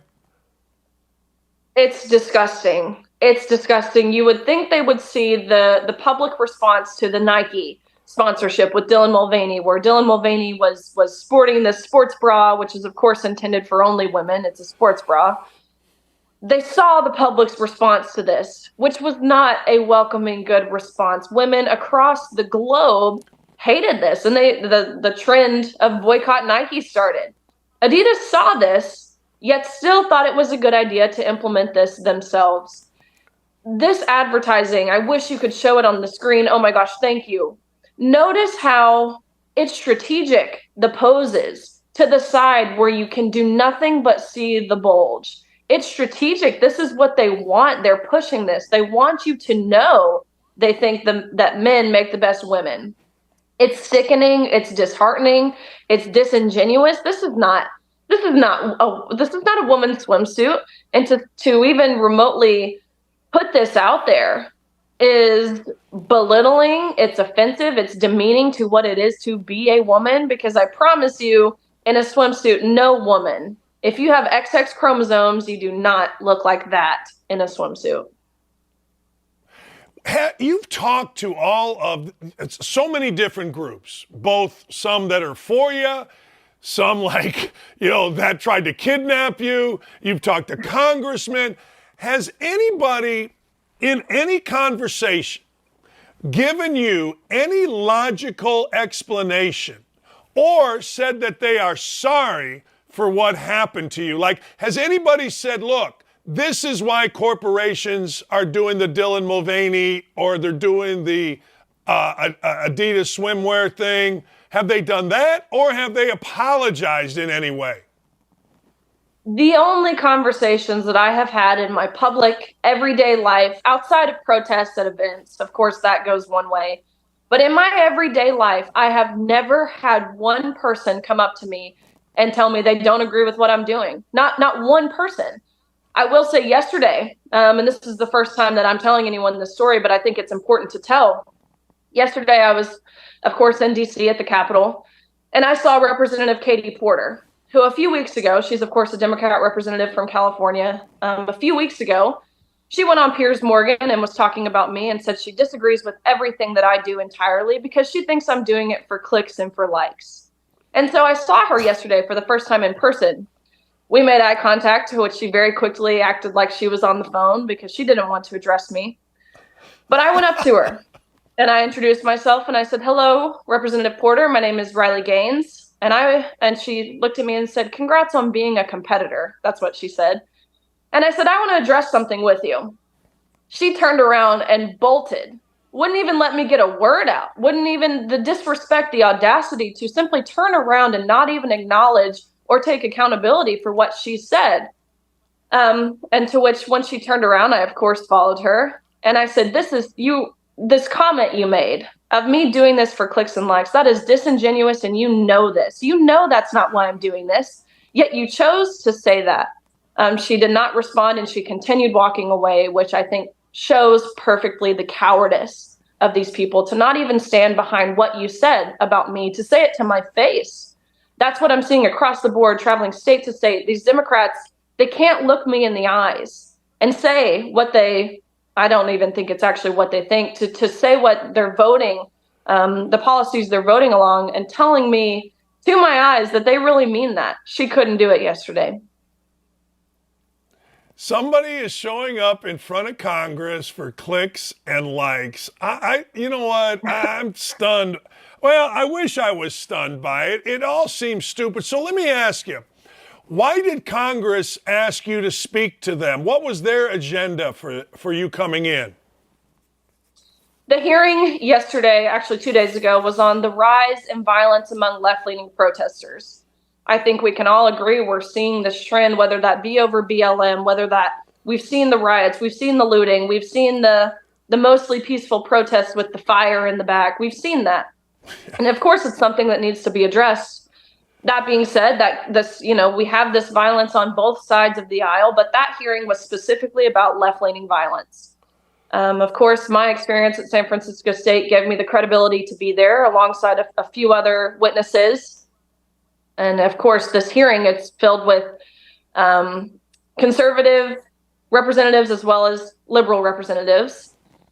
It was astonishing to me to see just how polarizing it is to say that violence wherever you stand is bad. These Democrats, they would not acknowledge such.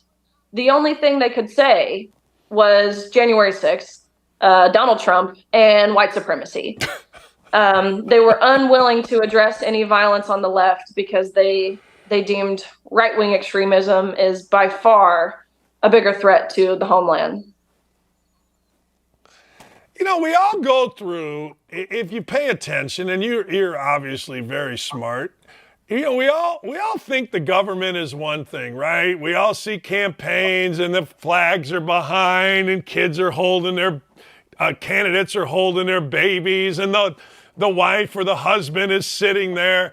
And then you get in front of them and you get to know them. How disappointing. Or maybe you knew, I guess. Maybe you knew, if not, how disappointing at the actions of people that are totally out of line with what common sense tells you should be common sense.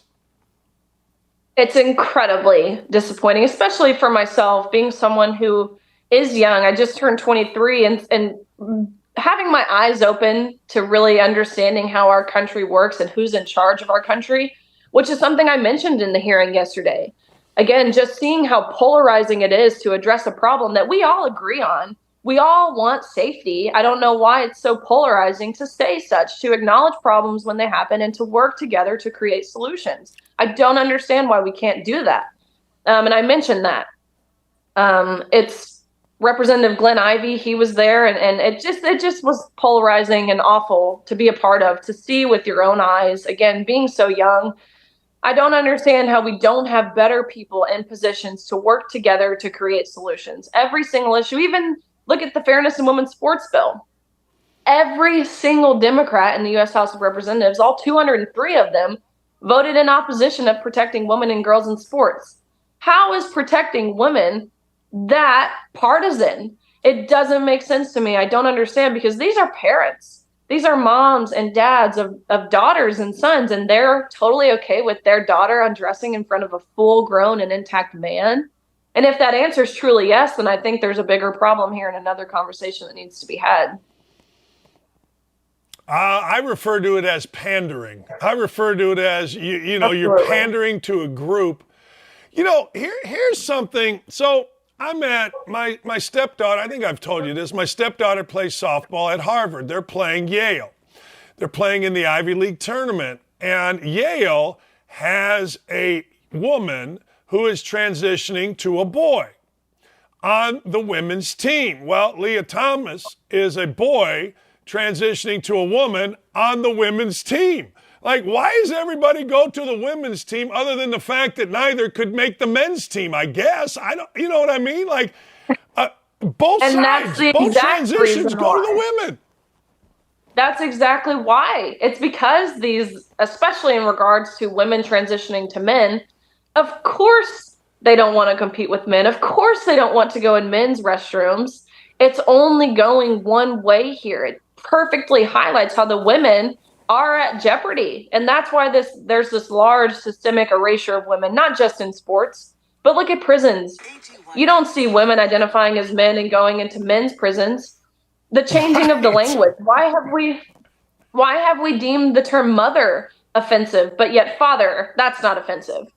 We've deemed terms such as breastfeeding, such as, women are called in medical peer-reviewed journals, published medical journals. Women are called menstruators. Women are called birth givers. Women are called cervix havers, uterus owners. Why is this only going one way? Why are women being silenced? It's abysmal, and I don't understand how people aren't seeing, even in regards to the Adidas ad, why do we see men dressing up as women, yet this isn't going the other way? And I don't understand how more people don't understand and don't see the erasure of women and just how harmful it is to us. You know, it infuriates. I think I've told you, I just hang with women. My wife and I, my daughter, my stepdaughter. I mean, that's kind of who I've always, live with. When I got divorced, my son was in college, my daughter was in high school, my daughter lived with me. You know what else is amazing to me? And you are the gutsiest woman in America because you're not exactly getting a ton of support from people in the swimming community. Like even your own teammates. Like I would think that if I saw you doing what you're doing and you were my college teammate, I would be sitting right next to you or behind you at a Senate hearing like your father was. Why not? Why is this? You know, they support me privately. They really do. Of the 40 girls on the team at University of Kentucky, they all agree with me, bar maybe 2 of them. They just are scared. They're scared to lose their job. They're scared to be put in a position where people can come for them on social media and, of course, label them as transphobic or homophobic, or I get called racist, which is so funny because this has nothing to do with race, yet they'll throw any label at you they can. It's almost as if people have deemed if you're a conservative, you are immediately a racist, which is silly. But these girls, they see this cancel culture. They see the comments that I get on my social media. They see what happens to me at San Francisco State. And they don't want to put themselves in that position naturally. But it's time that we've said enough is enough. I need those women behind me. I need people, especially female athletes with influential platforms, whether that be Venus and Serena Williams, whoever that might be. If you're a female athlete who has been successful, of course, even if you haven't, but if you have that platform, it's time to take a side, because the silence at this point, it is taking a side, and it's not siding with women and girls in sports. I agree, and I want to go to something you're doing, which I retweet every time I see you do this, and it is basically asking for the support of celebrities. And have any of them joined? I know Sage has, and I know that Sam Ponder kind of did.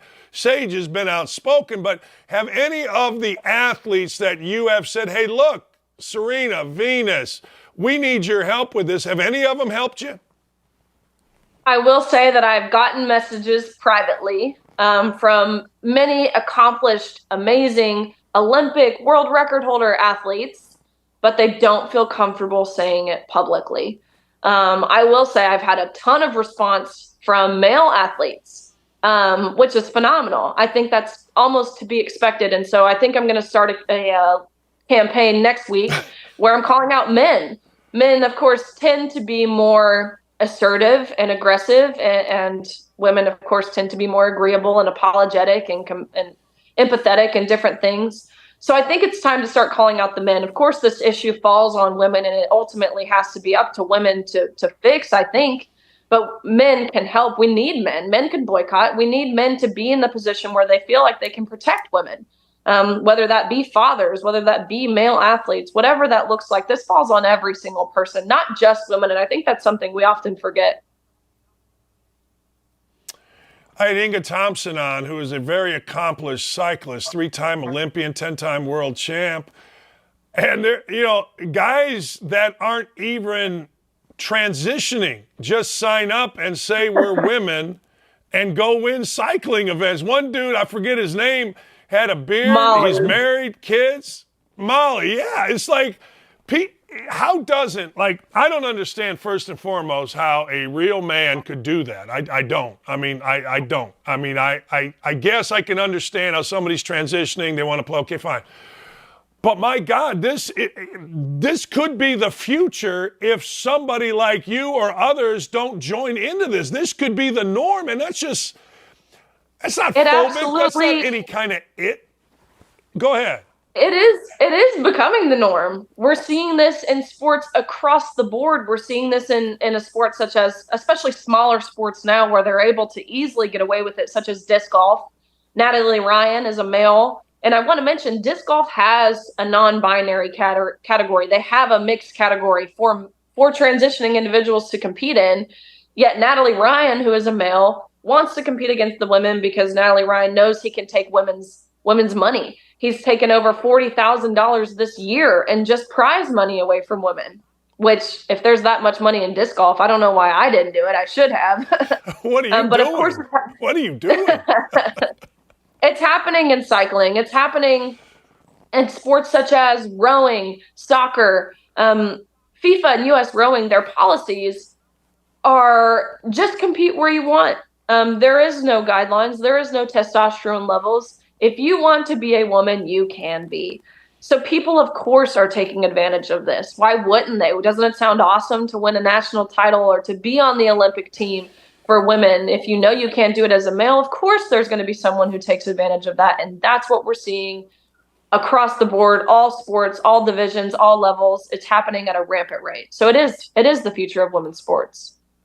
It's the present of women's sports. What's next? Yeah, I was going to say, the future is right here, like this big fat nose on my face. It's right here. What's next for you? This is a question I'm constantly asked, and this is something that changes day by day. I have to pray constantly and just ask God to put me where I'm needed. I was set to be in dental school, of course, this year, and I put that off. And so I reapplied for this upcoming fall, to which I still don't feel as if it's the right time. And so I called the dental school. I'd already accepted my position and put my deposit in, but I called the dental school, which is at University of Tennessee. And I told them that I didn't feel as if now was right. And they told me, Riley, we love what you're doing so much that we will hold your application until whenever you are ready, you have a spot to go here, which I think is phenomenal. That's not something you're hearing in regards to universities and institutions, but I had so much support at the University of Kentucky, and now University of Tennessee's dental school has offered me the same support, which is huge. That's not something we're seeing. And so my plan now is to keep fighting for this. Just yesterday, I was very involved in Senate Bill 15 in Texas, which is protecting collegiate sports for females. Just yesterday, I was very involved in the Tennessee passing of the Women's Bill of Rights, which is a bill that defines the word woman. I can't believe we have to have that, but this is the second state that has passed it, following Kansas, with bipartisan support. So really phenomenal stuff. I feel as if changes are being made, and I'm going to continue being a part of that in any way I can. Riley, keep going. And thank you for doing what you're doing, because I think if people are too dumb to recognize what you're doing, at some point it'll affect them and they'll be thankful. And thank you for coming on. It's always awesome. Of course. Anytime, Dan. I appreciate you.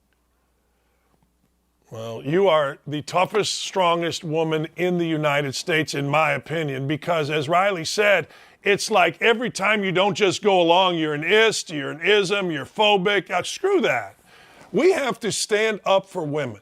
And if you're tired of the conversation, tough. Because this is not a matter of, well, we don't like transgender. This is a matter of fairness to women. And if you're not on board with that, give it some thought, and you will be on board with that. That's how I look at it. Just give it some thought. Educate yourself for a minute. Educate yourself.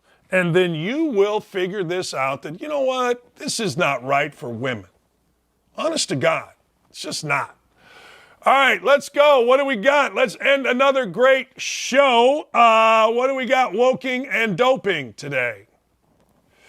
Flesh-eating zombie drug trend takes over LA streets as users with rotting skin are seen. Now, whoa. Whoa. This is like the Twilight Zone, right? Man, there are consequences for what we're doing in this country. There are consequences for actions. You cannot have lawlessness. The Bible says just because you can't do anything doesn't mean you should do anything. It's unbelievable. We've got a flesh-eating virus. When you have this utter chaos, this madness, this lawlessness, guess what? Bad things are coming. Bad things, man. We got to get people. I don't even know what we got to do. We got to get into school. We got to educate ourselves. Whew.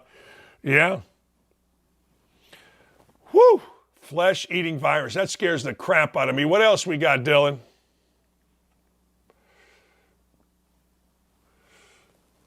This is what babies look. Wow.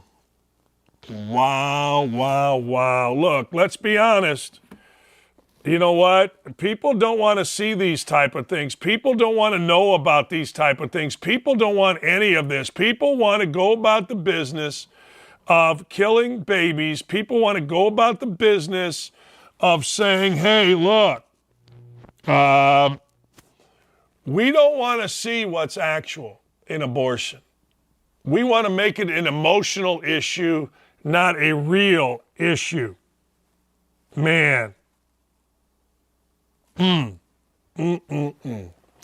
Breaks my heart. That one breaks my heart. You guys that know me know I cannot stand when children get hurt. You know me, you know I cannot stand anything like that.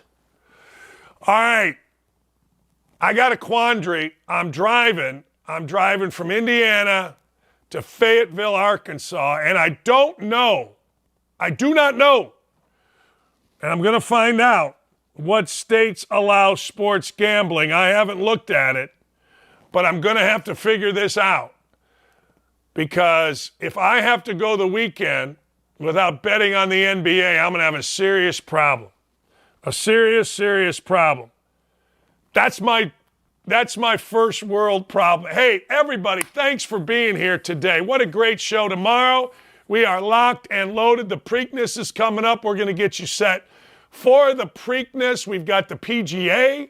We've got NBA playoffs. But mostly, we got you and me to sit here and have a reasonable, common sense chat. Dylan and Ryan, thank you. Aaron, great job. Riley Gaines, how good are you? Charlie came on. Don't know what happened to Jack Brewer, Katie, and Haley. Haley will join us tomorrow. I will be live from Fayetteville. I don't know where we're staying. You know what I do?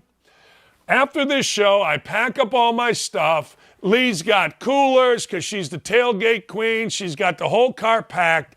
I get in the car. I say, Lee, where am I going? And she'll tell me. She is the queen of logistics. She is our orienteer, and I love her dearly for it. Go Harvard softball tomorrow, 7:30 Eastern time. I'll let you know where, but we'll be doing the show tomorrow from somewhere, some hotel. I don't know, but it's going to be fun. Thanks, everybody. Enjoy the rest of your day. Get out there, roll around in the grass naked. Let's go.